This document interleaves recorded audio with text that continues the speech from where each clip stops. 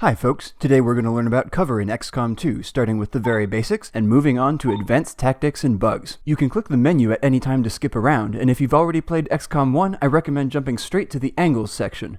Otherwise, buckle up. Cover makes you harder to hit. The blue indicators on every object will tell you whether it provides half cover or full cover. No icon means no cover. If you don't have cover, not only are you easy to hit, but you might take extra damage. Don't let that happen. If someone flanks around your cover, it's the same as not having cover. Don't let that happen either. Flanking works off a straight line. If the person shooting you is on one side, then you're in cover. If they're on the other side, then you are flanked. However, XCOM has something called a step-out mechanic, where a unit in cover can take a shot from one tile to either side. The game will automatically use whichever tile gives the best shot.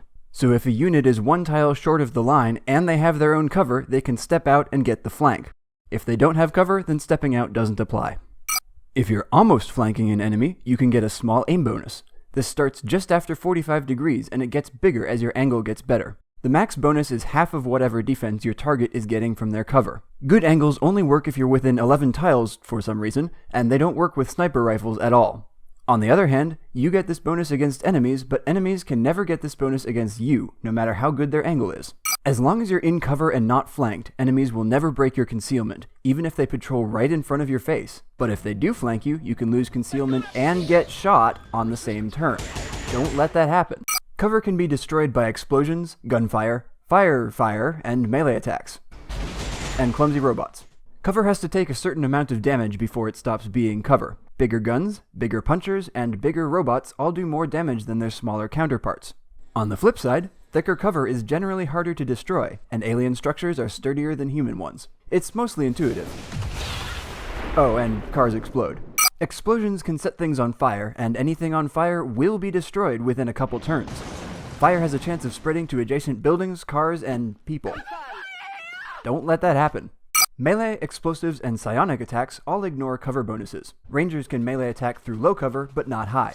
Faceless can melee attack through anything from 3 tiles away, and they'll destroy all the cover within their AoE. If your cover is a car, don't let that happen. Open doors don't do anything. Closed doors cannot be used as cover, but most of them do block line of sight.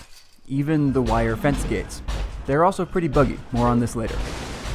You may not be able to use a step-out tile if there's something in the way. High cover will always block you, and so will any low cover that takes up a whole tile. Thin low cover, ledges, and other soldiers will not block you, unlike the last game. You also can't step out if you're facing away from your own cover. Here we see the ranger can step out to flank the target in front, but not the one behind. Just like mechs in the last game, soldiers with shield wall can turn themselves into cover for other soldiers. Unlike mechs, the unit providing cover is totally vulnerable. Shield wall units can still take cover against other cover, but that mostly defeats the purpose.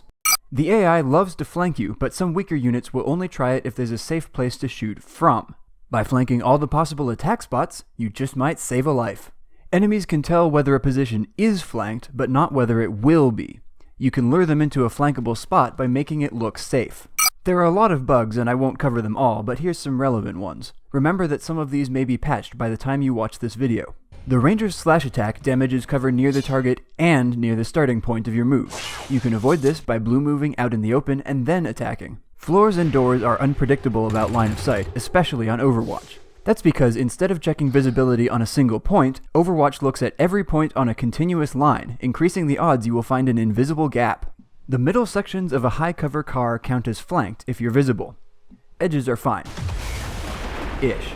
And that's it for cover. Leave a comment if you have questions or you want to see a tutorial on some other topic. Otherwise, good luck and don't die. Oh, by the way, I'm Mallorous, and if you like this video, you should check out my 3COM series, in which I try to save the world while swearing a lot.